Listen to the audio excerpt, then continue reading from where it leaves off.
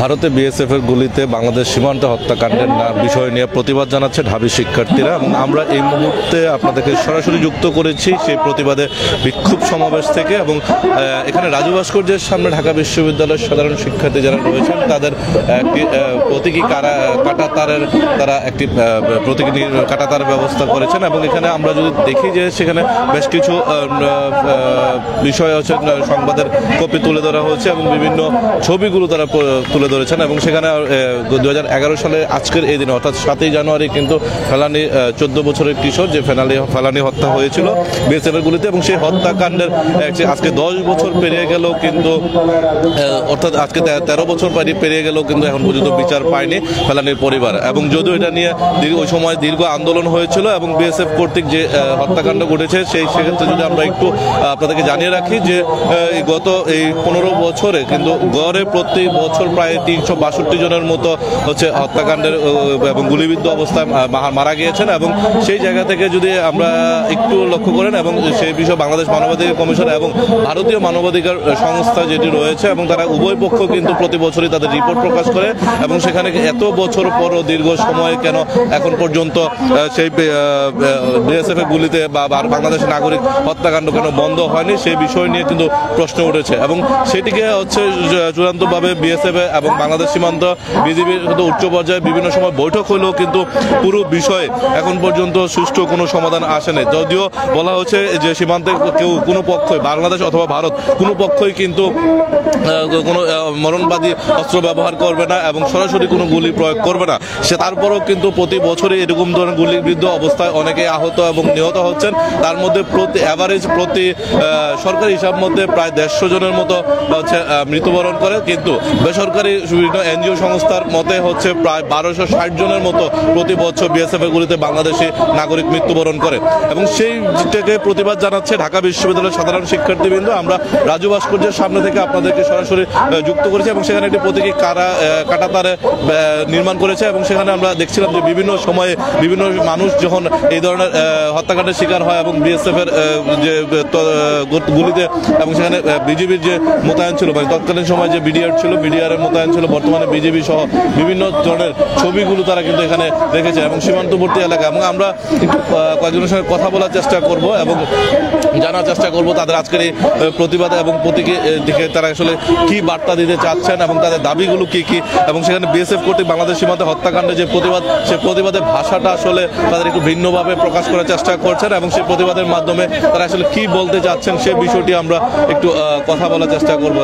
এবং আমরা যদি একজনের সঙ্গে কথা বলি যে ভাই আমরা একটু জানতে যাচ্ছি আপনারা যে প্রতীকী কাঁটাতারটির আজকে এখানে দাঁড়া করিয়েছেন এবং সেটা থেকে আসলে কি ধরনের প্রতিবাদী ভাষা বা বার্তা দিতে চাচ্ছেন? আচ্ছা দেখুন, আমরা জানি যে আমাদের 2011 সালের 7ই জানুয়ারি হচ্ছে বিএসএফ কর্তৃক কিশোরী ফেলানিকে হচ্ছে কাঁটাতারে হত্যা করে কাঁটাতারে ঝুলিয়ে রাখা হয়। ফেলানি থেকে শুরু করে স্বর্ণা দাস সহ অসংখ্য বাংলাদেশিকে বিএসএফ হত্যা করে সীমান্তে। আমরা জানি ভারতের এই আগ্রাসনবাদী মনোভাবের কারণে এসব হত্যাকাণ্ড করা হয়ে থাকে। বাংলাদেশকে চাপে রাখার জন্য এসব হত্যাকাণ্ড ঘটানো হয়ে থাকে। ভারতের সাথে প্রতিবেশী কোনো রাষ্ট্রেরই সুসম্পর্ক নেই, আমরা জানি এটা। পাকিস্তান, চীন সহ অন্যান্য যে সীমান্তবর্তী দেশগুলোর সাথে ভারত এই আগ্রাসী মনোভাব দেখাতে পারে না। তাদের সাথে সম্পর্ক খারাপ থাকলেও বাংলাদেশে যে হত্যাকাণ্ড ঘটানো হয় সীমান্তে, সেই হত্যাকাণ্ড অন্যান্য দেশের সীমান্তে সেটা ঘটাতে পারে না। আমরা জানি বাংলাদেশকে হচ্ছে চাপে রাখার জন্য হচ্ছে ভারত এই হত্যাকাণ্ড ঘটিয়ে থাকে। তো আমরা আজকের এই মিছিল আমাদের এই বিক্ষোভ সমাবেশের মাধ্যমে আমরা ভারতকে জানিয়ে দিতে চাই ভারতের সাথে সম্পর্ক হবে আমাদের ন্যায্যতা এবং ইনসাফের ভিত্তিতে। কোনো আগ্রাসী মনোভাব আমাদের সাথে পোষণ করা যাবে না। অন্তর্বর্তীকালীন সরকারের কাছে আমাদের দাবি থাকবে ভারতীয় বিএসএফ কর্তৃক এই পর্যন্ত যতগুলো হত্যাকাণ্ড সংঘটিত হয়েছে যা আন্তর্জাতিক আইনের সম্পূর্ণ পরিপন্থী, সেই হত্যাকাণ্ডগুলোর বিচার নিশ্চিত করার জন্য আন্তর্জাতিক মহলকে এদিকে দৃষ্টি আকর্ষণ করবে আমাদের অন্তর্বর্তীকালীন সরকার। আমাদের এটাই চাওয়া এবং এটা খুব দ্রুত করতে হবে, এই হচ্ছে আমাদের প্রত্যাশা। ধন্যবাদ আপনাকে।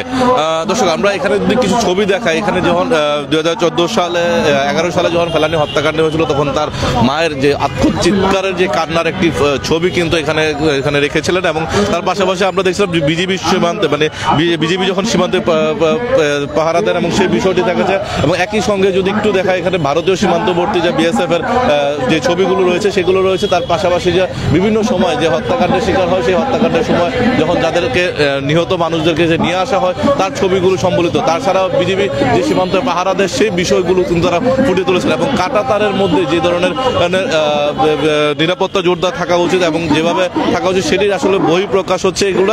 এবং একই সাথে সাথে বলা চলে যে এই যে নিরাপত্তার বিশ্লেষণের ক্ষেত্রে নিরাপত্তার যে বিষয়টি হচ্ছে চূড়ান্তভাবে রাখার জন্য সেই আন্তর্জাতিক মানদণ্ডে কিন্তু করা যায়, এবং কিন্তু সেই মানদণ্ডটি কিন্তু না রেখে কিন্তু তারা বিভিন্ন সময় হত্যাকাণ্ড চালায় এবং সেই হত্যাকাণ্ডের বিষয়টি কিন্তু এই মুহূর্তে আমরা দেখে তারা হচ্ছে বিভিন্নভাবে হত্যাকাণ্ডের ঘটনা ঘটে। এবং যে ফেলানি যে হত্যাকাণ্ড ছিল সেটি ছিল সেই সময় 2011 সালের 7 জানুয়ারি যে হত্যাকাণ্ডের ঘটনা ঘটে তার পরবর্তী সময় কিন্তু সেটি তৃণমূল আলোচনা এবং তীব্র আলোচনা এবং জন্ম দেয় এবং বিশাল যে আন্দোলনের মুখে একসময় ভারত সরকার কিন্তু সেটি হচ্ছে বাধ্য হয় যে বিচারের মুখোমুখি করতে, কিন্তু পরবর্তীতে সেই বিচারের অগ্রগতি হয়নি এবং যাকে আসলে আসামি করা হয়েছিল তাকে কিন্তু পরবর্তীতে বিএসএফ কিন্তু বিশেষ আদালতের মাধ্যমে ট্রাইব্যুনালের মাধ্যমে মুক্তি দেয়। এবং এই যে মুক্তির বিষয়টি কিন্তু তাতে কিন্তু পরবর্তীতে বাংলাদেশের পক্ষ থেকে বাংলাদেশ ইন্ডিয়ান হাই কমিশনে কিন্তু সেই বিষয়টি নিয়ে কিন্তু প্রতিবাদ লিপি দেওয়া হয় এবং পুনরায় তদন্তের জন্য অনুরোধ করা হয়, কিন্তু সেই বিচার কিন্তু অগ্রগতি হয়নি। এবং দীর্ঘ 13 বছর পরেও কিন্তু ফেলানির বাবা মা কিন্তু তাদের সেই হত্যাকাণ্ডের বিচারের কিন্তু এখন পর্যন্ত বিচার পাননি। এবং তাদের পরিবারের দাবি হচ্ছে যেন এই তার মতো যারা কিশোরী থেকে শুরু করে অনেক হত্যাকাণ্ড ঘটেছে এবং যেটি বেসরকারি মতে হচ্ছে জরিপ মতে হচ্ছে প্রায় 1260 জনের মতো প্রতি বছরে এই ধরনের হত্যাকাণ্ডের শিকার হয় এবং যাদেরকে কাটা তারে ঝুলিয়ে রাখা হয়, অনেক সময় ফেলে রাখা হয়, বিভিন্ন বিএসএফ এর গুলিতে তারা হত্যাকাণ্ডের শিকার হয়। এবং সেই বিষয়টি যেন এই পরবর্তীতে না ঘটে এবং অন্তর্বর্তীকালীন সরকার যেন সেই বিষয়টিকে জোরদার দেয়। এবং একই সঙ্গে সাধারণ শিক্ষার্থী যারা রয়েছেন তাদের দাবি হচ্ছে ভারতের সঙ্গে আন্তর্জাতিক মানদণ্ডে ন্যায্যতা এবং সমতার ভিত্তিতে যেন সেই বিষয়টি মোকাবেলা করা হয় এবং তারা বলছিলেন। এবং আমরা একটু একজনের সঙ্গে শিক্ষার্থীর সঙ্গে কথা বলবো, আমরা একটু আপনার সঙ্গে জানতে চাই সেটা হচ্ছে আপনারা যে প্রতিবাদী জানাচ্ছেন যে প্রতীকী কাঁটাতারে এখানে রেখেছেন এবং সেইখান থেকে আপনারা আসলে কি বার্তা দিতে চাচ্ছেন? আমরা প্রথমত বার্তা দিতে চাচ্ছি 7 জানুয়ারি কাঁটাতারে ঝুলে থাকা ফেলানি ছিল বাংলাদেশের সার্বভৌমত্ব। বাংলাদেশের সার্বভৌমত্বকে বিকিয়ে ফ্যাসিস্ট খুনি হাসিনা ভারতের মদদে এতদিন ক্ষমতা আঁকড়ে ছিল, আমাদের কোনো কথা বলার কোনো সুযোগ ছিল না। এখন আমরা বাংলাদেশ 2.0 আমরা একটা গণ অভ্যুত্থানের মাধ্যমে নতুন বাংলাদেশের দিকে যাচ্ছি। এই গণ অভ্যুত্থানেও বড় একটি স্লোগান ছিল দিল্লি না ঢাকা। বাংলাদেশের মানুষ আসলে ভারতীয় আগ্রাসনের বিরোধী, এই মনোভাবটাই আসলে আমাদের সবার মধ্যে আছে এবং আমরা অন্তর্বর্তীকালীন সরকার এবং সামনে যত সরকার বাংলাদেশে আসুক তাদেরকে কড়া বার্তা দিতে চাই, ভারতের সাথে সম্পর্ক হবে সমান সমান। আমরা শুধু দিয়েই যাব আর তারা পাখির মতো কাঁটাতারে আমাদের বাংলাদেশের ভাই বোনদেরকে মেরে ফেলবে, আমরা সেটা সহ্য করব না। আমাদের জবাব দিতে হবে, ইটের জবাবে আমরা পাটকেল দিব।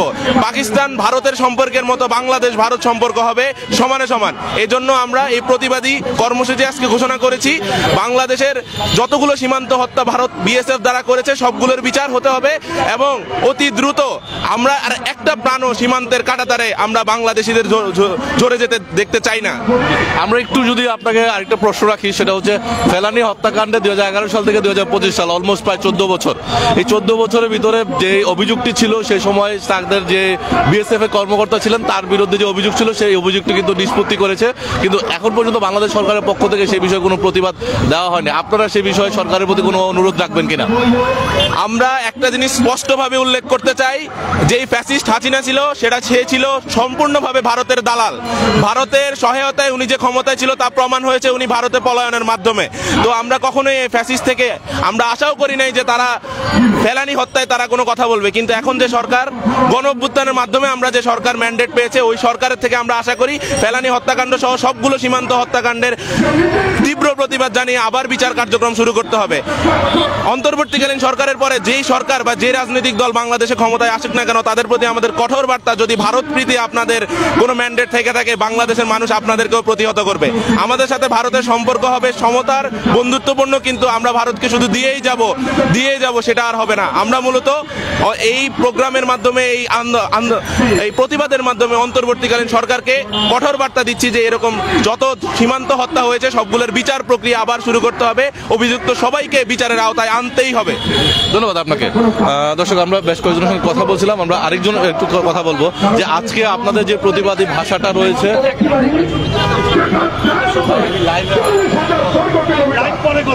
আমরা আমাদেরকে বানিয়ে রেখেছে বর্ডার গার্ড।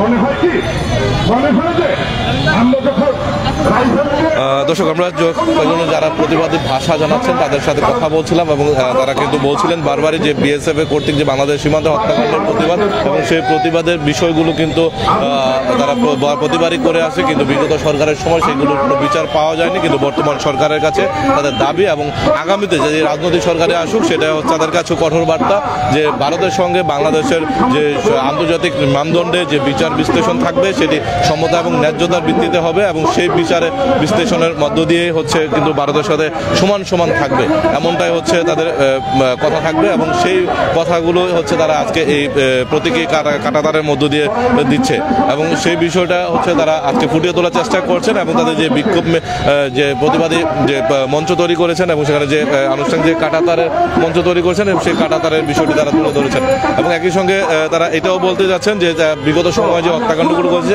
সেই হত্যাকাণ্ডগুলো যেন সুষ্ঠু বিচার এবং পুনরায় বিচারের জন্য দাবি করা হয় এবং সেই বিচার প্রক্রিয়া শুরু করা হয় এবং যেগুলো ভারতে রয়েছে ভারতের কাছে সেই বিচারের দাবি জানানো হয় সরকারের পক্ষ থেকে রাষ্ট্রীয়ভাবে, সেই বিষয়টিও তারা জানাচ্ছে, তাদের দাবি রাখছেন সরকারের প্রতি।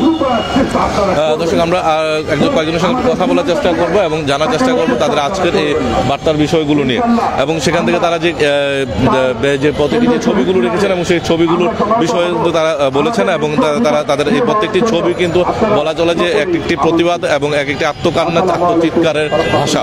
এবং যদি আমরা একটু একজনের সঙ্গে কথা বলেছি, আমরা একটু জানতে চাচ্ছিলাম যে আপনারা যে প্রতিবাদটি জানাচ্ছেন সেই বিষয়টি সরকার এবং ভারতের মধ্যে আপনাদের বার্তাটা কি থাকবে? আপনারা ইতিমধ্যে জেনেছেন যে ভারতই একমাত্র দেশ যাদের কোনো ধরনের যুদ্ধাবস্থা ছাড়া যারা এত সংখ্যক প্রতিবেশীকে হত্যা করেছে, আর কোনো পৃথিবীতে আর কোনো দেশ নাই যারা এত সংখ্যক প্রতিবেশীকে হত্যা করেছে নির্মমভাবে।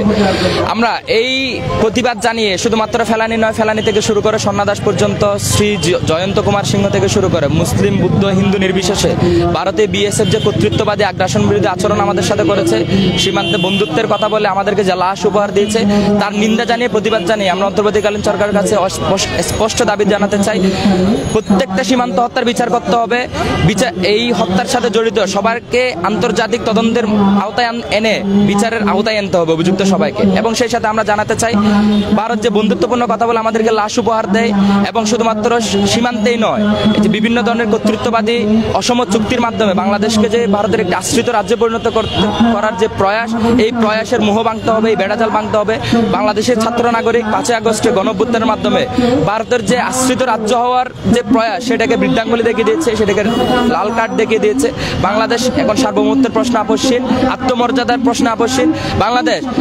বাংলাদেশের ছাত্র নাগরিকরা মনে করে বাংলাদেশের যে আত্মমর্যাদা পুনরুদ্ধারে তাদের এই সংগ্রাম, এই লড়াই জারি থাকবে যতক্ষণ পর্যন্ত না সীমান্তে ফেলানি থেকে শুরু করে সন্ন্যাদাস পর্যন্ত সহস্রাধিক হত্যাকাণ্ডের বিচার আমরা যতক্ষণ পাচ্ছি ততক্ষণ পর্যন্ত আমাদের এই লড়াই, এই সংগ্রাম, আমাদের ইনকিলাব জারি থাকবে।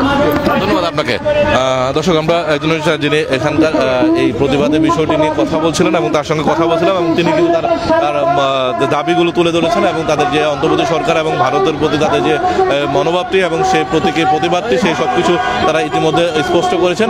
দর্শক এই ছিল আমার কাছে ঢাকা বিশ্ববিদ্যালয়ের জাজু ভাস্কর্যের সামনে থেকে ফেলানি হত্যাকাণ্ড সহ বিএসএফ কর্তৃক যে বাংলাদেশ সীমান্তে বিভিন্ন ধরনের হত্যাকাণ্ড হয়েছে বিগত 15 বছরে, প্রত্যেকটি হত্যাকাণ্ডের বিচারে দাবি জানিয়ে তাদের এই প্রতিবাদ। এই আবারও পরবর্তীতে যুক্ত হব নতুন করে, পরবর্তীতে নতুন আপডেট নিয়ে। সে পর্যন্ত ভালো থাকুন, সুস্থ থাকুন, ইত্তেফাকের সঙ্গেই থাকুন।